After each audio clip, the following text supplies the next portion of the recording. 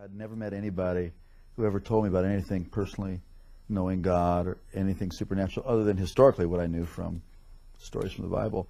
Never met one person who told me they had a real relationship with Jesus. Never knew about the need to really come into a relationship with the Lord through Jesus.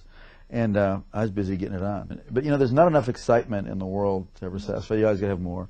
And I like stuff that was edgy, you know, skiing, and I always liked aviation stuff. And so I started taking flying lessons. Then I thought it'd be more fun jumping out of airplanes. So I became a sport parachutist, and that really got me. I mean, I became obsessed with skydiving. It really consumed my life. My existence revolved around that 30 to 60 seconds in free fall and that 5-minute parachute ride. Then I had to do it again. It's like a drug, you know. It's almost good. Like an addiction. Oh, totally. And then all of a sudden, one night, all that was going to change. Shortly after takeoff, I don't really recall much because I was kind of dozing off, sitting next to the pilot, or actually sitting on the floor next to the pilot. We removed the seats in this new aircraft, and I was awakened by a sound unfamiliar to me. It was the sound of the motor going completely silent. Uh-oh. And the pilot turned to me and he slapped me. He says, "That's it, we're going down." So we just pitched forward and we plummeted straight down at over 100 miles an hour. And what was seen out of the cockpit, and this was told to me, I don't recall this, but we were going straight to the ground and we're headed right towards a gigantic oak tree. We did hit that tree going, like I said, over 100 miles an hour, and my face stopped my body going 100 miles an hour. So then the airplane cartwheeled on its wings and slammed into the ground. If you see pictures of the aircraft, it doesn't look like anybody could survive this. So there was obviously injury and confusion, and the two students got pushed out the doorway and by one of my friends who was a very experienced jumper. And the fourth man out saw me moving, and the pilot assumed we were leaving too. And just as he was going out, the plane went up in flames. And as he was running away, he heard screaming and realized I was trapped inside along with the pilot. And this brave man who was my friend and went back in the plane and saw me trying to escape where the wing had been torn loose from the airplane. But I was stuck, and but something on my equipment or my clothing was caught, and I was soaked with fuel, and it was on fire from head to toe. Wow. And just like you see in movies, a person whose whole body was engulfed in flames. And this is where God did the first miracle. This man grabbed a hold of my parachute harness, and with his bare hands, tore that loose. It's 2,000 pounds tensile strength in each one of those straps. Wow. Pulled so hard he pulled his thumbs out of his sockets. Dragged me away from the plane and slapped the fire out. It kept reigniting, and then he tried to go back for the pilot, and he couldn't. He was burned alive. Well, they rushed me off to the hospital. Obviously, it was horrible, and they rushed me off to the hospital and saw that I had sustained very serious injuries. I had a brain injury. I had burns over a large portion of my body. They had to find out my eye was blind, my right eye was blind, and, you know, tremendous cuts and, you know, this shock of, you know, that crash. They told my family I was going to die. They told my sister to come that day because I was not going to be there in the afternoon. I had an experience I had never heard about. Never heard anything like this. As I was laying there in that condition, just racked with pain and discomfort in every way possible, suddenly my inner man, the real me, my spirit, sat up out of my body, and I could feel my legs go through the springs of the bed. Wow. And my spirit came out of my body as if you would take a glove off your hand. And instantly, I was in a spiritual world. Instantaneously, I knew this was the real world. And this man that I was seeing was the real me. Now, when that happened, were you aware of any pain still? Or No, were I was you totally completely separated from the pain and the carcass. Completely, no. And I didn't even remember turning around and looking. I mean, I was transferred immediately into a spiritual dimension. And everything about the spirit world is more real than this world. The colors are brighter. The edges of everything are sharper. The emotions are just enhanced. They are clear. And instantaneously, the thing that really struck me the most was there was a complete absence of the awareness of time. Everything in this world is relative to time. You know, you got up this morning, you'll go to bed at night. Something is old, something is new, it will get old. Something is born, it will die. Everything in this plane, in the physical plane, in the natural plane, is relative to time. But everything in the spiritual plane is relative to eternity. So what had been natural to be aware of time was totally gone. And I was totally aware of eternity. It is shocking. It is stunning to be conscious and to know what eternity is. Also, logic and reasoning doesn't happen there.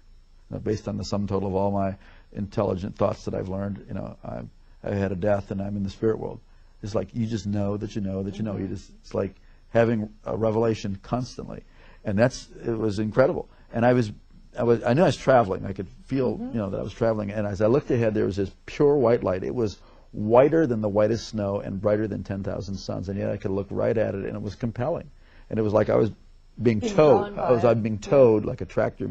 And as I was looking, I could feel this anticipation. Wow. But then simultaneous to that, on my right side, I could feel something, and I looked, and there was this blackness sweeping. Now, this blackness, as I looked at it, instantly I was aware of its complete nature. It was eternal, like I was experiencing eternity. It was without any matter. It was without any life. It was void, and it was forever, non-negotiable, cut off from the source of all life. And the more that I looked at it, the faster it would sweep. And the more that occurred, the more intense the feeling of the nature of being cut off and sealed forever and separated. It is horrific. Yes. Horrific. You would not, I used to never be able to stand to be near anybody who could say go to hell after that. Because you wouldn't want the worst person. You wouldn't want Adolf Hitler, bin Laden, Saddam. You wouldn't want any human being to ever go in there. It was so horrible. And as that was sweeping, it got down to, it was eclipsing this light. So there was just it was like you're in a room and you close the door, a dark room, and there's a little space between the door and the door jamb. It wasn't a doorway. It was really, this was a real place that I was seeing and that I was feeling. And as it was closing, it was eclipsing. And now I'm standing on the very edge, the precipice of eternal separation. And I scream out of my spirit, I'm sorry, I want to live. Give me another chance. And just before that was to close, I was standing in the presence of Almighty God. Whoa. And instantly I knew I would never die for eternity. And that's mercy. It's unbelievable. Wow. And instantly I knew that this being who was off on this side of me, who I didn't see, but I was standing in this river of golden radiation. It looked like a moving river of golden light. And this river went that way, it went that way, it was underneath me, it was going right through me. And this river was alive. I don't know how to describe it, except that this called the river of life. This river was alive, and it's going right through me, and I'm more alive than anybody can imagine. I mean, this is the height of the experience of life. It filled up with life, and somehow I knew this being was going to take care of me for eternity. I didn't see the New Jerusalem. I didn't see any angels in heaven. I didn't see any people who had gone before me.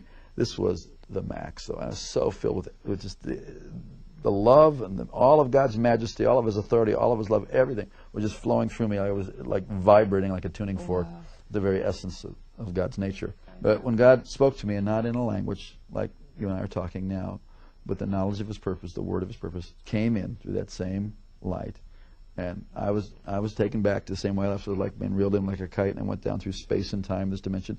As my spirit settled into my body, and I could start to hear out of these ears and see out of this eye, I came to in the room materialized, kind of like they beam up on Star Trek. Right. And I heard myself speaking in this beautiful language that I had never heard anybody talk about before. The heavenly language. Yeah, it was a beautiful language. And when my brain turned on, I thought, what in the heck is this other language? And I was no longer, the person who was dying and dead was no longer, and I was born again and filled with the Holy Ghost. I never heard about that. You know, for years I wondered, what was that blackness, and why did it sweep down to where it was just a sliver, like about a half-inch of white light? And years later, God revealed it to me. It was really a historical record of my life. That for all the years that I had lived, I was in darkness.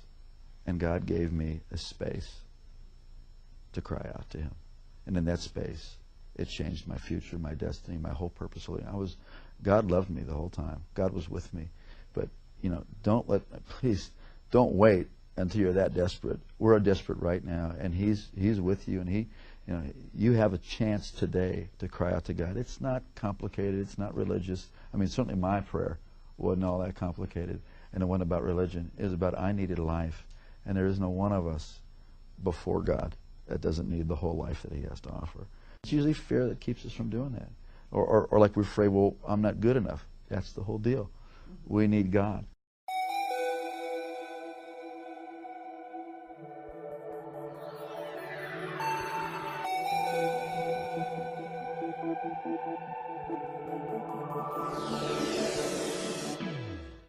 Our joy, our hope, our confidence is in Jesus. He's our firm foundation.